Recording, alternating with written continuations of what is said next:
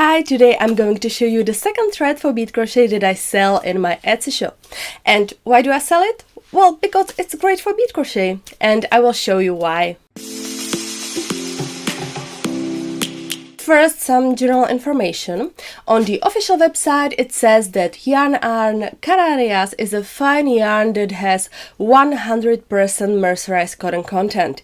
It is perfect for lace and embroidery works, as well as designing accessories and decorative products. If you are wondering what mercerized cotton is, mercerization is a way to improving the quality of cotton yarn, fabrics and knits.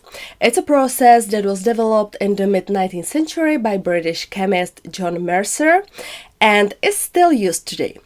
During this process, cotton is immersed in concentrated sodium hydroxide and the fibers swell and their kidney-shaped cross-section changes to circular. Mercerized cotton fiber is softer to the touch and shinier to the eye. The material feels very similar to silk. The difference is also in color. Mercerized cotton has up to 25% brighter colors.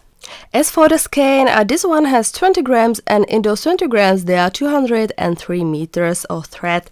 That's about the same length as the other thread that I sell. So from one skein you can crochet about 2 average thick necklaces. You will achieve the best result with this thread with beads of size 11/0 or larger. I have these Toho beads here.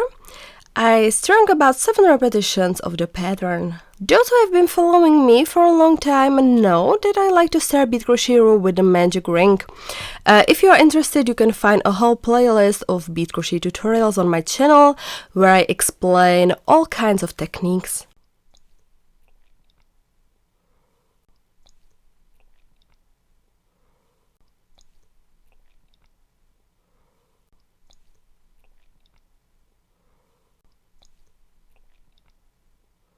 You can already see that the thread is very easy to work with.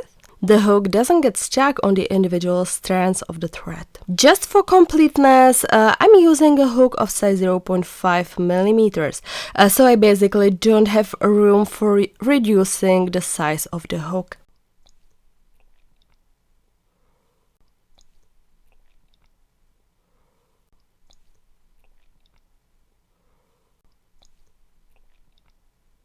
If your bead crochet rope doesn't look very nice, you can see a lot of thread between the beads and so on, then the solution is to use a smaller hook so that the loops are less noticeable and smaller. That's why I crocheted with such a small hook. Generally for bead crochet I recommend the size of the hook from 0.5 to a maximum of 1 millimeter to achieve good results. I like the surface of this thread. It's because it's made of mercerized cotton, as I mentioned before. The thread is smooth, there are not many tiny threads sticking out of it. For example, with the denim thread that I also sell, you can see it a little more. There you can see more threads than with this Canaria thread. There are some here too, but less. But even though it's quite smooth, the beads don't slide down.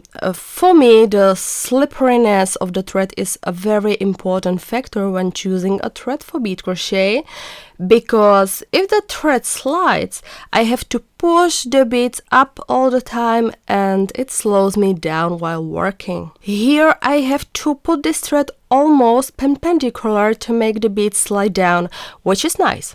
So it's not a slippery thread, even though it might look a bit like that at first glance, which is a nice combination. As you can see, the individual loops are very nicely formed. The only thing that bothers me a bit is this. Now you can probably see it. This thread twists a bit while working. Sometimes I have to untangle it like this. Now it twisted again here. This also happens with cordonet, but in my opinion it twists even more than this Canarias does. For example, the denim thread doesn't do this. But it's not a big deal. You unwind it and it's fine again. Sometimes there is a knot because of this twisting, but since the thread is a bit smoother, the knots untie very well. It hasn't happened to me yet that I have such a tangled knot that I have to cut it and string the beads on a new thread. This is the result. I think it looks very nice. The thread is a bit visible between the beads, but in my opinion it's quite inconspicuous. It's good to choose a color of thread that matches the color of the beads. Beige thread works well with most colors of beads. This color is very universal. With dark beads, then black, dark blue or dark brown. But be careful with dark colors of thread, the individual loops are hard to see. If you are just starting out, it's better to choose a lighter color. If you want the thread between the beads to be really invisible, you would have to use 50-weight thread. But the problem is that it's harder to work with. I don't think it's suitable for beginners. I will show you that in one of the next videos. The result is great, but it's very delicate work, especially the first few rows. Then it's quite okay. Again, at the end I will summarize the advantages and disadvantages of this thread.